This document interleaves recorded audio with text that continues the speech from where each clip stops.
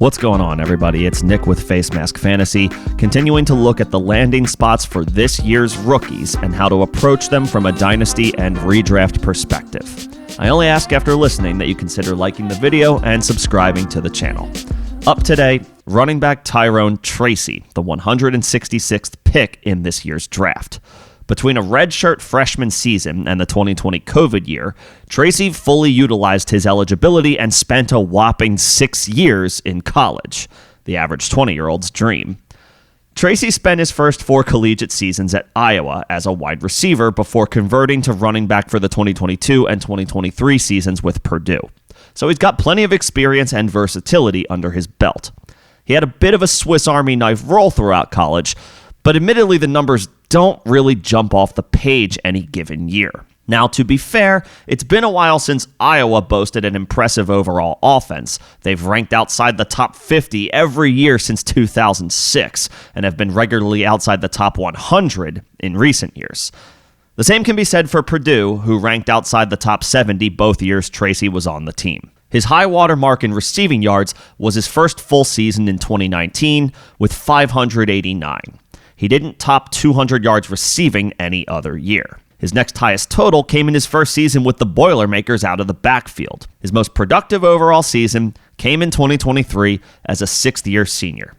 Tracy had 113 carries for 716 yards and 8 touchdowns, along with 19 receptions for 132 receiving yards. He also turned 24 during the last year and will turn 25 during his rookie campaign. Nevertheless, the Giants decided to take a chance on his skill set. Standing at 5'11", weighing about 209 pounds, Tracy joins a backfield that presumably will be led by free agent addition Devin Singletary. Singletary had a strong 2023 campaign with the Texans, totaling 1,000 yards from scrimmage despite not earning the starting role until mid-season.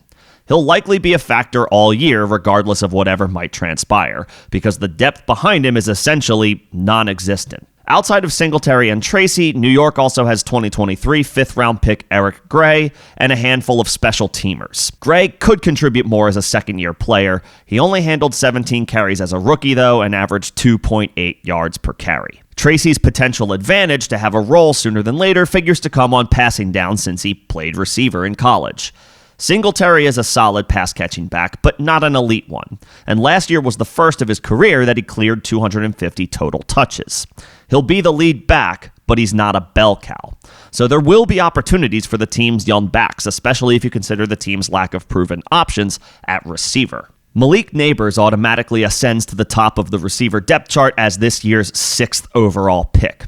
The hype is warranted, but after that, the Giants will deploy some combination of Wan'Dale Robinson, Darius Slayton, Jalen Hyatt, and Isaiah Hodgins. Slayton is a rock-solid field stretcher, and Robinson and Hyatt are recent draft picks that hope to take another step forward this year. But this group overall isn't very proven, so targets should be available to whomever can take advantage of their role. And this all goes without saying that tight end Darren Waller has retired, which could open up even more short and intermediate targets for players like Tracy.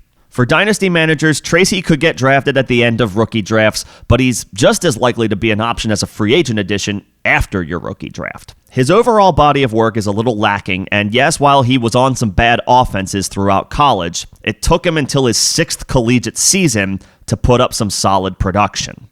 But this is a wide-open backfield behind Singletary, who signed a 3-year deal with the team. And the way the contract is structured, it looks likely that Singletary will be a Giant for at least 2 of those 3 seasons. So Tracy's ceiling is probably as a change-of-pace option on passing downs. As for redraft folks, Tracy has an ADP around 190 on Underdog Fantasy. He's flying under the radar, and if his price doesn't rise, he won't even be drafted in 10 or 12 team leagues. But as we know, the landscape of NFL backfields can change in an instant, so keep an eye on him as a dart throw with so many unknowns on this Giants offense. We'll, of course, continue to monitor this situation as we move closer to training camp, but what do you guys think? Put any thoughts you have in the comment section below, and we can have a conversation about this. Till then, this is Nick with Facemask Fantasy. Thanks for listening.